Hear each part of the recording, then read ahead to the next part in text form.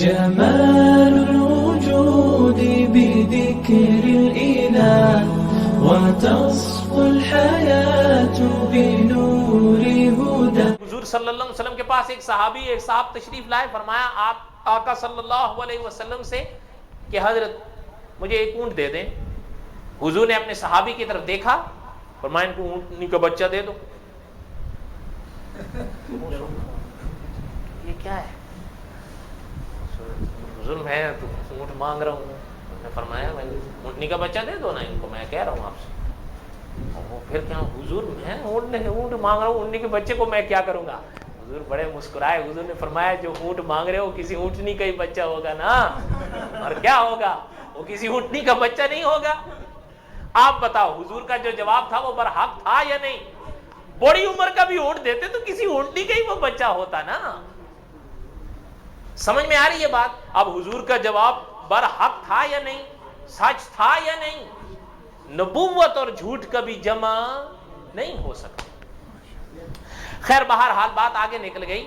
تو کہنے کا مقصد یہ تھا کہ یہ طوریہ ہوتے ہیں، اس موقع کی نزاکتوں کو سمجھا کریے، اور ایک اصول کسی لمحے مت چھوڑیے، بات جس کی معنی اس کا. یہ متکلم کا حق ہوتا ہے، بات جس کی تو معنی اس کا. یہ اصول نہیں ہے کہ بات علماء دیوبند کی اور معنی علماء بریلی کا. یہ اصول نہیں ہے. اگر یہ آپ اپنائیں گے تو اصول ٹوٹے گا. اصول کہتے ہیں بنیاد کو، جڑ کو. جب بنیاد آپ ٹیڑھی رکھیں گے تو اس بنیاد کے اوپر جو بھی دیوار کھڑی کریں وہ آپ تحت سرا سے سریا تک بھی لے جائیں وہ ٹیڑھی ہی جائے گی. کیوں؟ بنیاد جو ٹیڑھ. اب جب عبارت علماء دیوبند کی ہوگی تو اس کے مفہوم کا حق بھی علماء. بات سمجھ میں آ رہی ہے کہ نہیں آ رہی ہے؟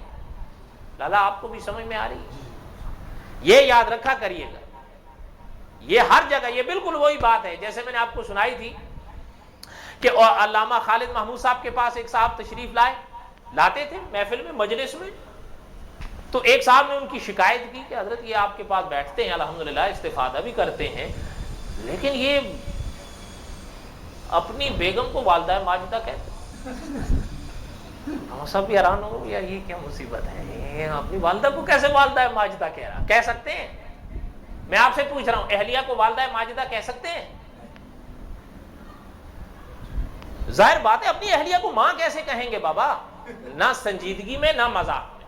یہ یاد رکھیے گا، نہ سنجیدگی میں نہ، یہ چیزیں مذاق نہیں ہوتی، بالکل ان سے بچا کریں.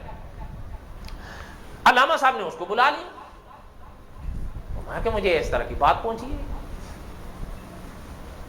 جی سچ ہے. علامہ صاحب نے فرمایا اللہ کے بندے سچ ہے؟ جی بالکل سچ ہے، میں واقعی ہی کہتا ہوں ان کو والدہ ماجدہ. علامہ صاحب نے خود فرمایا اور لکھا بھی علامہ صاحب نے فرمایا کہ میرے ذہن میں اچانک سوال آ گیا. اب وہ تو علامہ ہیں کہ بھئی آپ کے بچے کتنے ہیں؟ کہ جی اتنے ہیں. میں بچیاں بھی بتائیں. اچھا ذرا مجھے بچیوں کے نام بتاؤ. تو جو نام انہوں نے بچیوں کے بتائے ان میں ایک بچی کا نام تھا ماجدہ.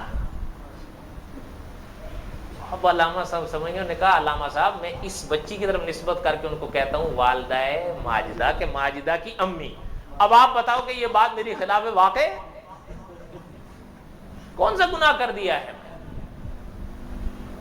اب یہ اصول ہے. علامہ صاحب نے فرمایا کہ بات اس کی تھی تو معنی کا حقدار وہی تھا.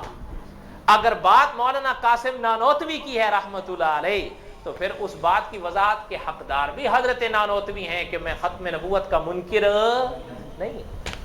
تو خیر کہنے کا مقصد یہ ہے کہ یہ باتوں میں نزاکتیں ہوتی ہیں یا کچھ توریے ہوتے ہیں، اپنے عقیدوں کو لگی لپٹی میں مت لو. بات سمجھ میں آ رہی ہے؟ کہیں کہیں انسان حکمت سے کام لیتا ہے، حکمت سے وہ موقع محل دیکھنا پڑتا ہے. مناظر اسلام حضرت امین صاحب رحمۃ اللہ علیہ کے ساتھ ایک غیر مقلد صاحب کا مناظرہ تھا رفع یدین پر. تو وہ امین صاحب سے کہنے لگا تجھے رفع کا معنی پتہ ہے کتنے ہیں؟ رفع یدین، رفع لفظ پہلے آتا ہے نا، تو تجھے پتہ ہے رفع یدین کے کتنے معنی ہیں؟ حضرت نے فرمایا 1000 ہو جائیں تب بھی بات کا اصل ہوتا ہے سیاق اور سباق، کہ کس موقع پہ وہ بات کہی گئی ہے، آگے کیا ہے پیچھے کیا ہے۔ سمجھ میں آ رہی ہے بات کہ نہیں آ رہی ہے؟ جس طرح قائدینی اجرائے نبوت کے لیے وہ ایک آیت سنایا کرتے ہیں نا، یا بنی آدم اما یاتینکم رسل، اے اولاد آدم تمہارے اندر رسول آتے رہیں گے، وہ اس سے اجرائے نبوت ثابت کرتے ہیں کہ حضور کے بعد نبوت جاری ہے۔ علماء نے اس کے کئی جوابات دیے، ان میں سے ایک جواب یہی ہے کہ اس آیت کا سیاق اور سباق دیکھو کہ یہ آیت کس دامن میں ہے، پہلے کون سی آیت ہے اور بعد میں کون سی آیت۔ یہ آیت حضرت آدم کے واقعے کے ضمن میں ہے۔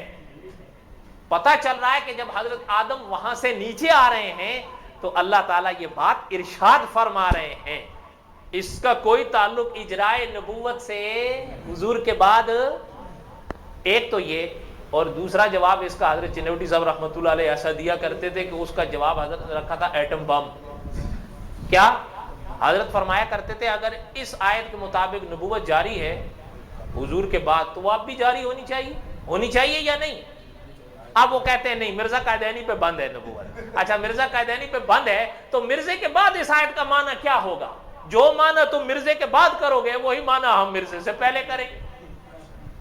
نہیں سمجھ میں آ رہی بات؟ اسی لیے حضرت فرمایا کرتے تھے کہ علماء کی کوئی باتیں یاد رکھا کرو۔ کیسا زبردست جواب ہے کہ رفع کے 1000 معنی بھی ہو جائیں، اصل بات کیا ہے؟ سیاق اور سباق کے وہ لفظ کس موقع پر استعمال ہو رہا ہے۔ یہ حکمتیں ہوتی ہیں کبھی، اور کبھی کبھی انسان حکمت سے بھی بات کرتا ہے یا نہیں؟